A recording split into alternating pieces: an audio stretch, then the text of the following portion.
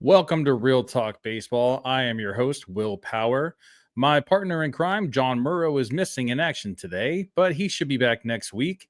Thank you for joining us today and every Thursday during the regular season and making us your go to baseball podcast. Our show is available on YouTube, Spotify, and Apple Podcasts. And as always, make sure you hit those like, subscribe, and follow buttons if you haven't already. And today we are talking about your Chicago Cubs. On today's lineup, we have a 2024 overview, Kyle Tucker and Cody Bellinger trades, prospects that could impact 2025, and our 2025 projections and predictions. So, starting with our 2024 overview, this was Craig Counsell's first season as the Cubs manager, which was the biggest managerial contract in MLB history. Tied for the Cubs tied for second place in the National League Central with the Cardinals, finished with 83 wins and 79 losses, identical to 2023. Not bad, but the Cubs expected to make a playoff run in 2024, or at the very least win more games than they did in the previous season.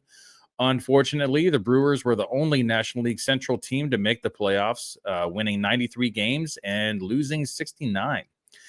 Biggest takeaways from 2024 for me, the Cubs really have something special with their starting rotation, starting with Shota Imanaga, the new Cub that signed over from the Japanese League, finished fifth in Cy Young voting, a 2.91 ERA, 174 strikeouts in 174 innings. Then you have Justin Steele, ended the season with a 3.07 ERA, 135 strikeouts in 134 innings pitched. Jameson Taillon, 3.27 ERA with 125 strikeouts in 165 innings. And Javier Assad, 3.73 ERA and 124 strikeouts in 147 innings. Solid numbers from 4 out of the 5 pitchers, but the Cubs still didn't do enough to make it to the playoffs. They were offensively 12th in runs scored. Brewers were 6th. 17th in batting average. Brewers were 8th. 13th in OPS. Brewers were 10th. And you got to do better than the division rival to make it into the playoffs. And honestly, I think this coming year, it's going to be a lot easier to win the division than it has been in previous years, especially with all these moves. And starting with the first move, Kyle Tucker. The Cubs have a huge trade, receiving the 5th overall pick from the 2015 draft, 3-time All-Star Kyle Tucker. Amazing player, an outfielder from the Houston Astros for 3 players in return. Third baseman, Isaac Paredes, who's basically a poor man's Alex Bregman. Doesn't hit the ball very hard, lots of fly balls and line drives, very pull-heavy hitter, hitting over 50% of his batted balls to the left side, which should actually play very well in Houston with the Crawford boxes. Very similar profile to Alex Bregman with the pull-heavy approach. Right-handed pitcher Hayden Wesneski had a terrible June and very mid-July, but found a lot of success the rest of the season. It'll be interesting to see if the Astros will use him as a starter or reliever, as he only made 7 starts out of his 28 appearances. He finished the season with a 3.86 ERA, 67 strikeouts in 67 innings pitched. And the bread and butter of this trade, third baseman prospect Cam Smith, the number 1 prospect in the Astros organization now. He was drafted number 14 overall in last year's draft in 2024. In 32 games in the minors, Smith batted .313 with a 1,005 OPS, 7 home runs, and 2 stolen bases. And it looks to me that trading for Isaac Paredes from the Cubs and now having your third baseman of the future in Cam Smith, it looks like the Astros are probably out on Alex Bregman. They have their third baseman for 2025 and possibly 2026. I don't remember Paredes' contract and the future with Cam Smith. So I think the trade works for both sides because Kyle Tucker, what does Kyle Tucker bring to the table? He's coming off a career year. In 2024, Tucker hit 289, 993 OPS, 23 home runs, and 11 stolen bases. But tragedy struck on June 3rd, fouled a ball off his right shin, fractured his shin, was on the IL for 3 months, I'm sorry. Before the injury, he was on pace for 50 plus home runs, 25 plus stolen bases. The dude's a stud. Cubs got him cheap, in my opinion, because the biggest piece that they gave up was Cam Smith, and you never know what these prospects are. Are they going to pan out or are they not? In my opinion, there are only three dudes a tier above everyone else in the league. That's Juan Soto, Aaron Judge, and Shohei Ohtani. I see Kyle Tucker in that second tier, along with guys like Mookie Betts, Freddie Freeman, and Bryce Harper. So, Cubs fans, you're going to be very happy with this trade. Looking at his 2023 numbers, just to kind of give you a perspective on consistency, he batted .284 with an .886 OPS, 29 home runs, 30 stolen bases, 80 walks to 92 strikeouts. So great 2023, even better 2024. Even though he missed time, he's just a beast. So with this trade, the Cubs have definitely gotten better in every offensive category, with Kyle Tucker hitting in the middle of that lineup. And now moving on to Cody Bellinger, traded for Cody Poteet. Honestly, I think this is just a pure salary dump. The Cubs are going to be paying $2.5 million over the next 2 years. $2.5 million each year over the next 2 years to pay partial of Cody Bellinger's contract. And in return, the Cubs received right-handed pitcher Cody Poteet, who's really nothing special. Numbers were good in 2024, but Poteet really isn't as good as his 2024 stats show. In 24 innings, Poteet ended the 2024 season with a 2.22 ERA, 16 strikeouts, and 8 walks. And walks have always been a problem for Poteet. His AAA numbers look a little more what we can expect from Poteet going forward. In 10 starts in AAA last season, Poteet finished with a 3.92 ERA in 49 strikeouts in 43 innings pitched. So this was definitely purely just a salary dump. It could lead to a potential deal, using some of their righty relievers in a trade to get a lefty in return. I think that's actually one of the biggest needs of the Cubs this season.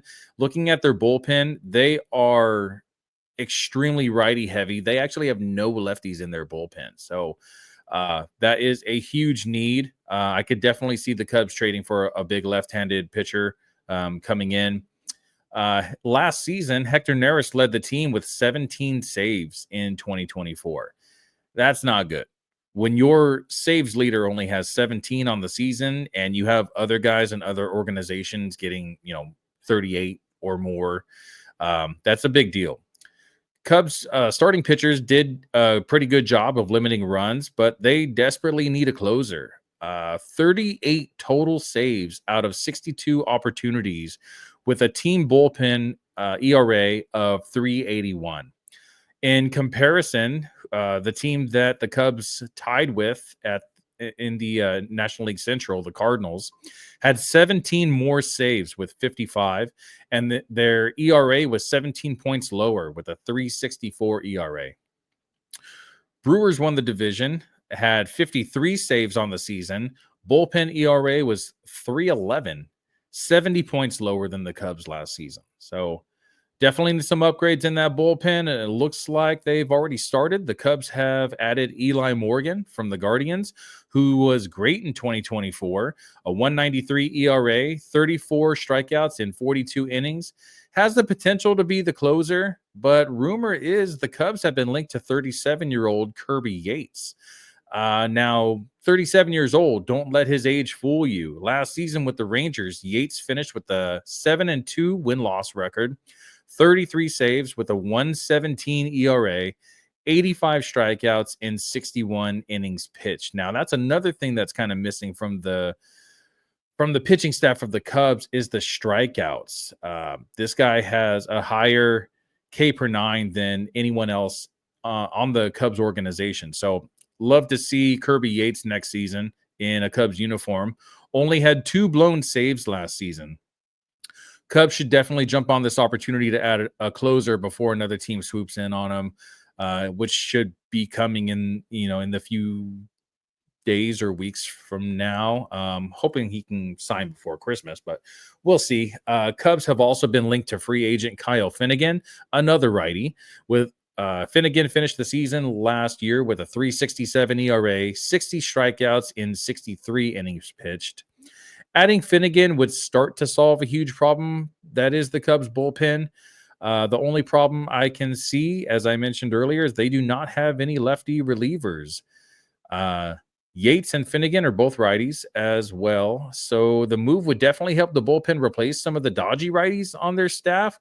They could, just have them for depth, and then have Yates and Finnegan and Morgan be their primary relievers. Another big need seems to be met already, as we talked about earlier. The lineup just needs to score more runs in 2025. Adding Kyle Tucker is a huge deal. Even though we lost Cody Bellinger to the Yankees, I think that's fine because honestly, the rest of the lineup looks really good on paper. I think everyone just needs to stay healthy, and Kyle Tucker joining this lineup, it definitely adds something special. In free agency now, the Cubs had a need for a fifth starter. They lost Kyle Hendricks. He ended up signing with the Angels, I believe. So the Cubs signed Matthew Boyd, a 2-year contract worth $29 million. Matthew Boyd had Tommy John surgery in June of 2023, made his 2024 debut in August against the Cubs, and finished 2024 with a 2-2 record with a 2.72 ERA. 46 strikeouts in 39.2 innings pitched. Now, the question is Boyd the real deal? A 3.10 expected ERA, a 2.16 expected batting average against. Boyd had been playing through an elbow injury off and on from June of 2021 until his arm finally gave out in June of 2023. But looking at his stats and expected stats from last season, I'd say he's solid and worth the $29 million the Cubs are paying him over the next 2 years. Is he a high 2s ERA guy like he finished last season? I don't think so. I think he's more of a mid-3s ERA guy, but still a solid number 3 behind Shota Imanaga and Justin Steele. And that should round out the starting rotation for the Cubs next season. Now, looking at some prospects that could impact 2025, there's outfielders Kevin Alcantara and Owen Casey. This past season, the 22-year-old Alcantara hit 278 with a 353 on-base percentage, 14 home runs, and 21 doubles.